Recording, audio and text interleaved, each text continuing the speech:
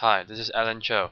In the previous tutorial, I showed you how to use the parseXML method provided by the EmitterGlobal class to reconstruct elements from an XML file. In this tutorial, I'm going to show you another way of using XML.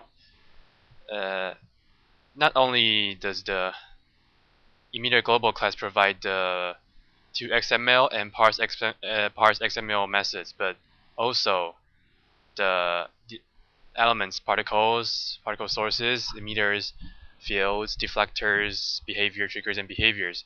They also provide these two methods.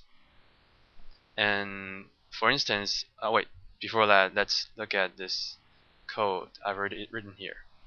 Here are two particle sources with particles pointing left and right.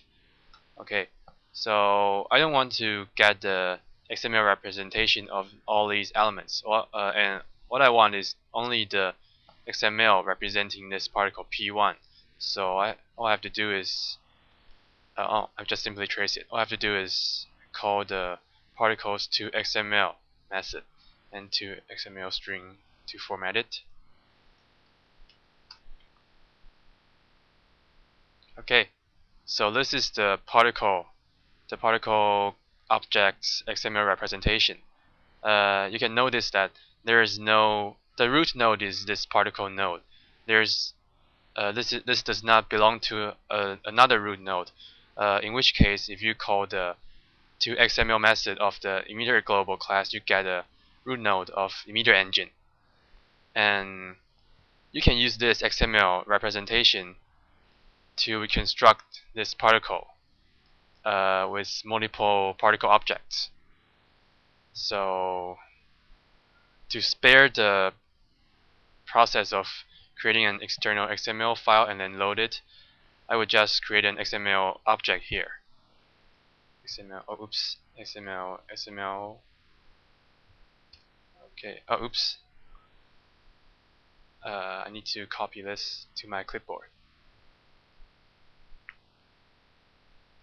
Okay. If you don't know how to create an external XML file and load it back into Flash, you can check out the previous tutorial. Okay, so I'm going to use this XML to reconstruct these configurations. And moreover, I'm going to give the direction variation a value of 180. Okay, so get rid of these settings, and I'm going to use this particle's parse XML method. XML, same for this.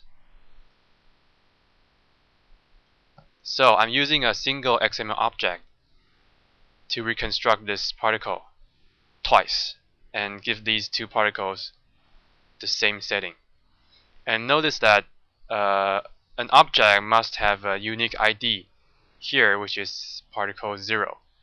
And this ID will be assigned to the object created only when you are using the EmitterGlobal's parseXML method. If you are using elements parseXML method, it only parses the information without reassigning the ID. So the ID remains the same. Okay, and get rid of this tracing line. So, as you can see, the direction variation for these two particles become 180.